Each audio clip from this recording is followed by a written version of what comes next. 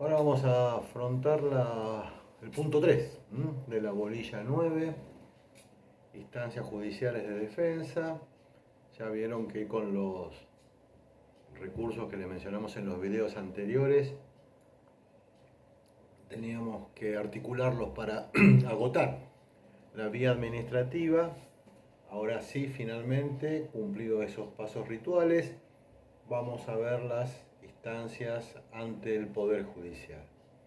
Pero aquí nos reclama el programa como un primer punto a tratar el tema del solve et repete, pague y después repita, siempre siguiendo el esquema de desarrollar en estos videos, en esta saga, lo que es el ámbito nacional, ¿verdad? Pero si bien también tiene una aplicación expresa, explícita en la provincia de Buenos Aires, el principio a tenor del artículo 19, ¿verdad?, de la ley 12.008, donde está plasmado la vigencia de dicho principio de manera literal, el pague y después repita, bueno, merece en el ámbito nacional otras consideraciones, aunque reitero, de manera general podemos decir que es un instituto el cual requiere en determinado momento que el contribuyente, para continuar con su discusión, deba efectuar el pago del mismo. Esta circunstancia hace que, bueno, vayamos un poco precisando algún supuesto. Digo, recordarán ustedes que si por ejemplo tomo recurso de reconsideración o apelación, estos tenían efectos suspensivos, para lo cual si lo que estoy discutiendo es una determinación de impuestos del fisco, no lo tenía por qué pagar. Ojo que en todos los casos, chicos, los intereses siguen corriendo, ¿no? Hasta el momento que se resuelva esta cuestión. Digo, están corriendo los intereses resarcitorios desde la fecha de vencimiento original de la obligación tributaria de que se trate, dado que los intereses corren automáticamente.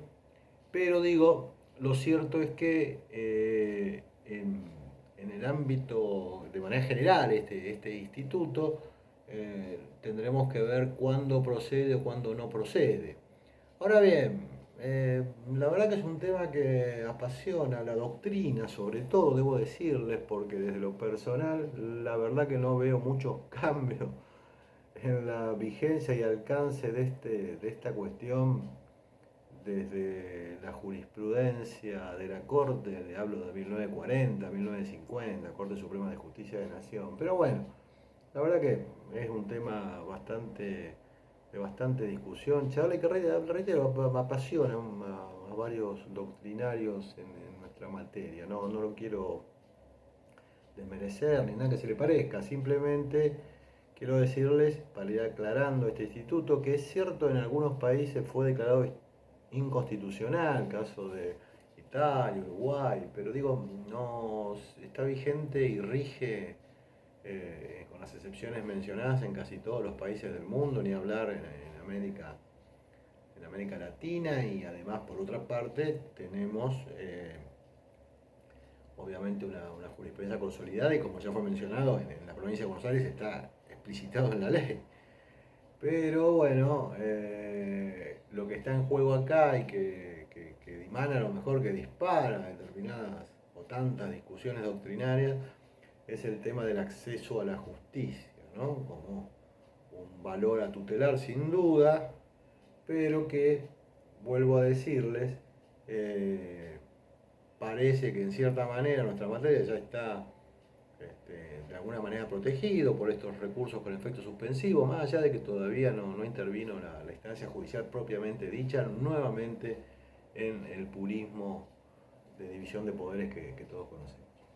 Eh, Dicho esto, básicamente la cuestión, vamos a ver que se limita a casos en los cuales el Estado determinó deuda o me está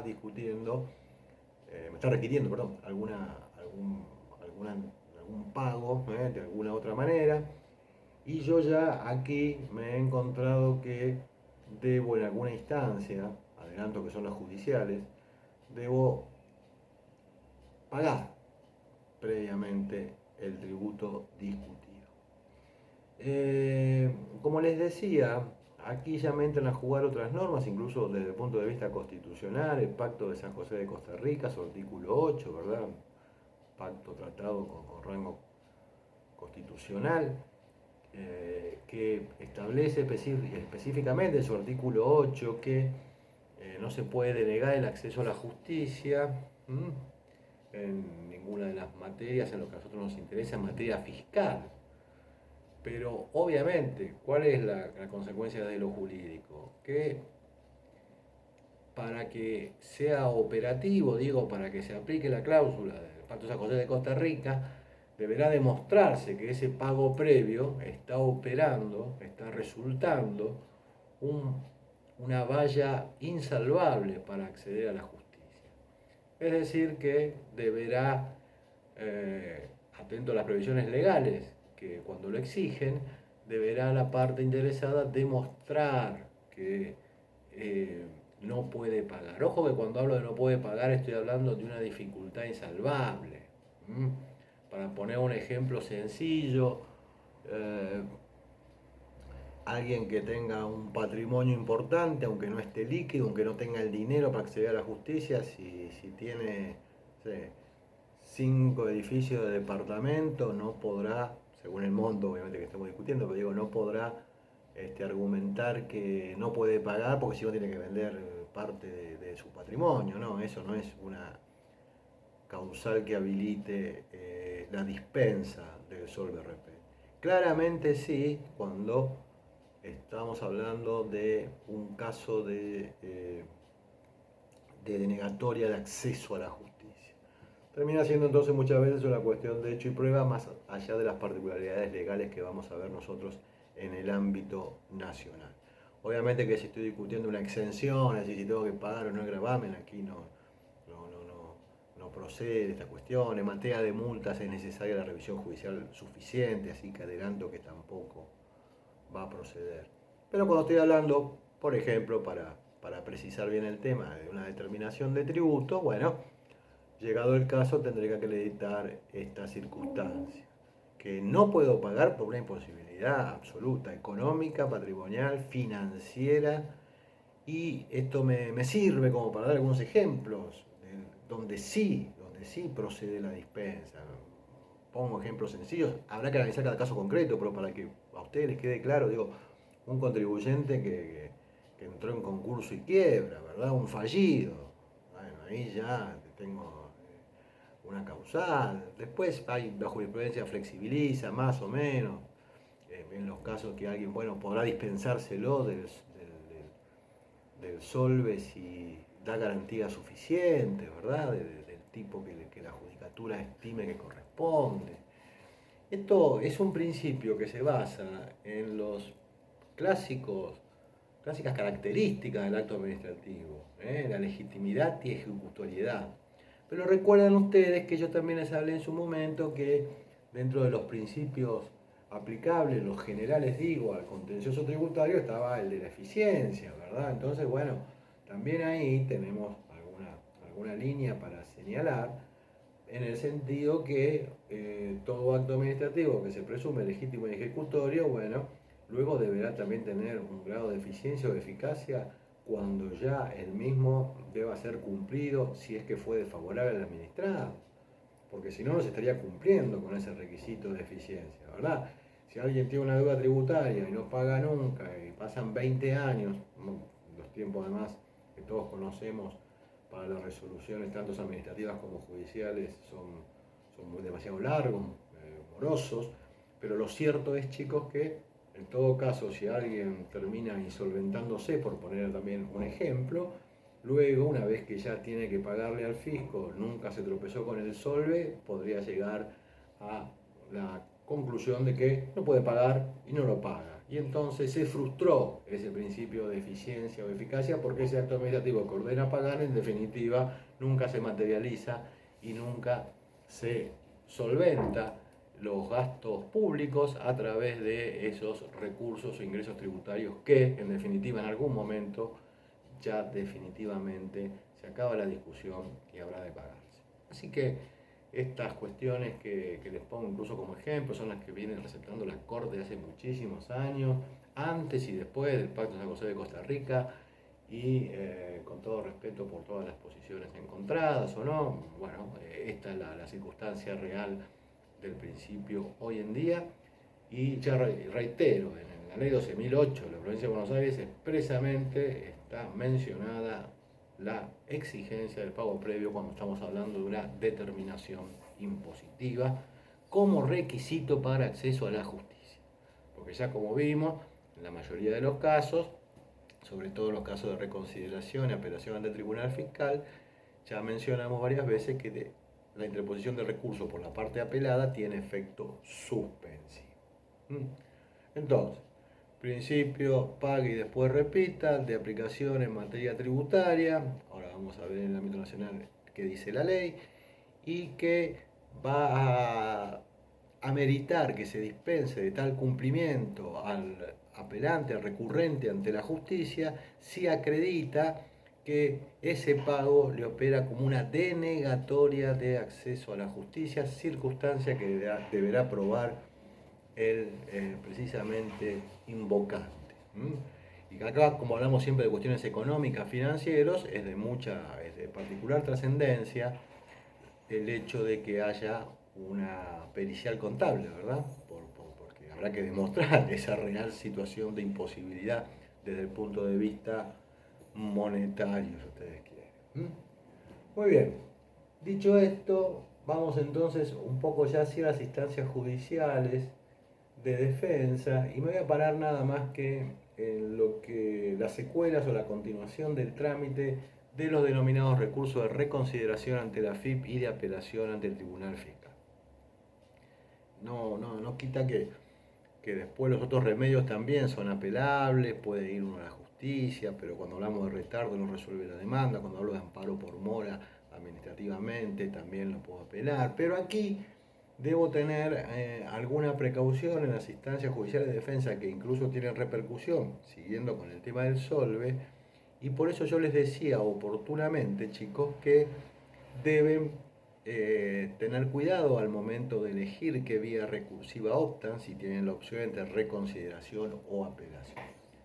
Apelación ante el Tribunal Fiscal. Digo, porque en el caso de que ustedes opten en el ámbito nacional por un recurso de reconsideración, lo cierto es que una vez que la FIP lo resuelve, el artículo 82, que les vuelvo a recomendar que lo lean tranquilo y con cuidado, el artículo 82 de la ley 11.683, no abre la vía ante la justicia en primera instancia, sino es mediante la denominada repetición tributaria. ¿Con esto qué les quiero decir? Que las vías ordinarias, siempre estamos hablando de vías ordinarias acá, no extraordinarias, esas después vienen, pero digo, desde el punto de vista de las vías ordinarias,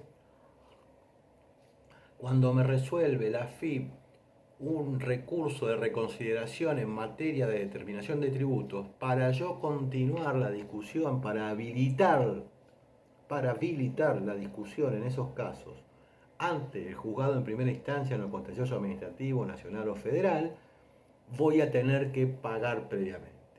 No lo dice la ley, no dice pague y después repita como en provincia de Buenos Aires, pero surge implícitamente de la competencia que en nuestra materia la ley 11.683 le otorga al juzgado en primera instancia en los contenciosos administrativos, que no se replica en otros casos, donde ustedes van a poder acceder ante la justicia en primera instancia contra otras resoluciones de recurso de reconsideración que no sean las de determinación tributaria.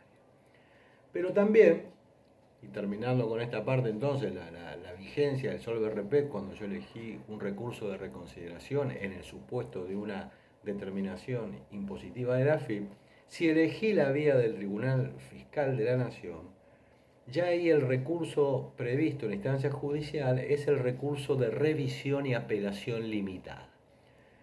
Acá casi una regla mnemotécnica, chicos. Toda resolución del Tribunal Fiscal se apela ante Cámara, hace comillas. Las resoluciones del Tribunal Fiscal de la Nación hacen las veces de resoluciones de un juzgado de primera instancia. Luego voy ante Cámara. Entonces, En el mismo ejemplo, resolución determinativa de tributos, opté por la vía de apelación ante el Tribunal Fiscal de la Nación. Cuando el Tribunal Fiscal de la Nación resuelve, ambas partes, ya sea la AFIP o ya sea el contribuyente, pueden impugnarlo judicialmente a través del recurso de revisión y apelación limitada, previsto en la ley 11.683. No voy a inmiscuirme a profundizar cuestiones procesales que ustedes ya conocen y que los pueden leer tranquilamente en la ley. Sí quiero decirles que ese recurso de revisión y apelación limitada y su relación con el SOLVE es la siguiente. La ley prevé que los recursos en materia de determinación tributaria, hubo determinación, fui al Tribunal Fiscal por apelación contra una determinación de la AFIP, tiene efecto meramente devolutivo, no le otorga al recurso ante la justicia efecto suspensivo. Por lo tanto, si bien la ley nacional no habla específicamente de pague y después repita, lo cierto es que la interposición de este recurso de revisión y apelación limitada ante las cámaras nacionales o federales en lo contencioso administrativo habilitan a la FIP, al no tener efecto suspensivo, a iniciarme el cobro compulsivo por vía de la denominada ejecución fiscal, temática que está tratada en el punto 4 de esta bolilla. ¿Se entiende, chicos? Entonces, las instancias judiciales siempre están previstas luego del agotamiento de la vía administrativa, pero en su relación de estas con el Solve Repet no resulta de la misma entidad si yo elegí una vía de reconsideración al momento de optar contra una determinación. Para ir a la justicia tengo que pagar para que se me habilite la repetición. Y en el caso de haber optado por la apelación ante el Tribunal Fiscal de la Nación, puedo apelar ante la justicia, pero con efecto meramente devolutivo en el caso, reitero, de determinación de tributos, para la cual puedo presentarlo, no paga, pero no me suspende la ejecutoriedad del acto y por lo tanto la FIP me puede iniciar un cobro compulsivo con esa deuda que está recurrida ante la Cámara, pero me puede iniciar la FIP porque así lo establece la ley, un cobro o un juicio de ejecución fiscal para el cobro de la deuda que ya se ha estado discutiendo. Por eso decimos que los juicios de ejecución fiscal, los cobros compulsivos, procederán cuando estamos en presencia de una deuda firme, que ya que no se recurrió, o una deuda ejecutoriada. Acá tienen un ejemplo. La resolución del Tribunal Fiscal causa ejecutoria. ¿Puedo ir a la justicia? Sí, puedo ir, pero no me suspende la ejecutoriedad del acto. Hasta aquí, bueno, la primera parte del punto 3 de la bolilla 9. Los puntitos que me faltan, incluyendo demanda de repetición, los acompañaré con una presentación de PowerPoint en el sitio de mi comisión. Gracias.